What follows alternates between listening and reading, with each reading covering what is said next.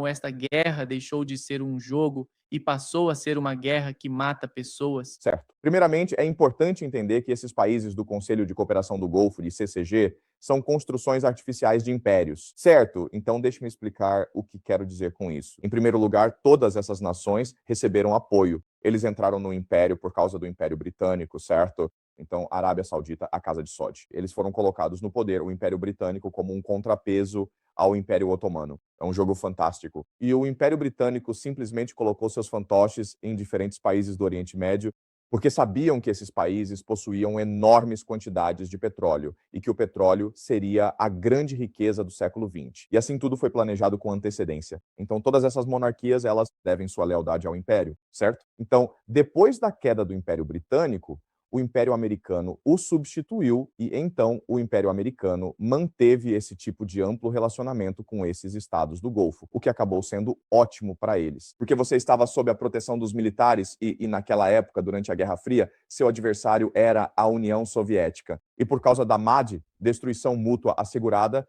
esses dois países não iriam entrar em guerra um contra o outro, certo? E assim, os países do Oriente Médio podiam vender petróleo para todo mundo e nós não precisávamos pagar pela defesa. Estavam ganhando bilhões, trilhões de dólares apenas vendendo petróleo. Então era tipo o melhor negócio do mundo. E isso permitiu que esses países do GCC se expandissem, aumentassem sua população, construíssem cidades. Mas o problema desses países do GCC é que eles, na verdade, não possuem os elementos fundamentais de uma nação. Eles não têm acesso à água potável. 60% da água vem de usinas de dessalinização. Eles não têm acesso à própria comida. Eles importam 89% da sua comida do exterior e não têm uma população capaz de sustentar uma economia do conhecimento do século XXI. Ok, então, basicamente, eles também importam seus trabalhadores do conhecimento do exterior. Então, esses não são estados-nação viáveis. E, por muito tempo, as pessoas ficaram tão deslumbradas com a riqueza e o brilho do Oriente Médio que realmente não perceberam isso, essa questão fundamental. E, assim, todo o GC é uma grande miragem criada pelo Império Americano, assim como pela paz e prosperidade do pós-Guerra Fria. E agora, com essa guerra do Irã, essa miragem foi destruída. E agora todos entendem como é fácil destruir qualquer um desses estados-nação. O que está acontecendo no Bahrein agora é literalmente uma revolução, porque a maior parte do país, cerca de 50%, na verdade, é composta pela minoria xiita, e eles são governados pelos sunitas. Então, há uma dinâmica religiosa acontecendo. Agora que há essa guerra acontecendo, e agora que os iranianos estão atacando uma base dos Shia, bases militares, e agora que os americanos mataram o Al-Khamenei, que é um líder religioso, o Al-Qaeda é um líder religioso dos xiitas, em todo o mundo, não necessariamente no Irã, e a fatwa, um decreto religioso, foi emitida,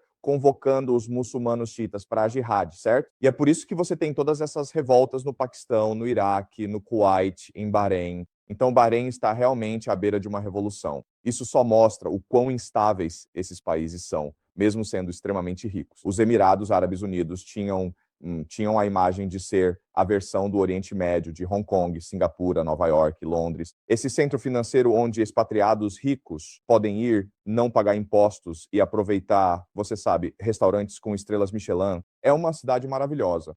Dubai é uma cidade maravilhosa, mas, novamente, isso se baseia apenas na sua reputação de ser muito rica, pacífica e segura. E então, um único drone simplesmente destruiu essa imagem e agora você tem, sabe, todo mundo tentando fugir.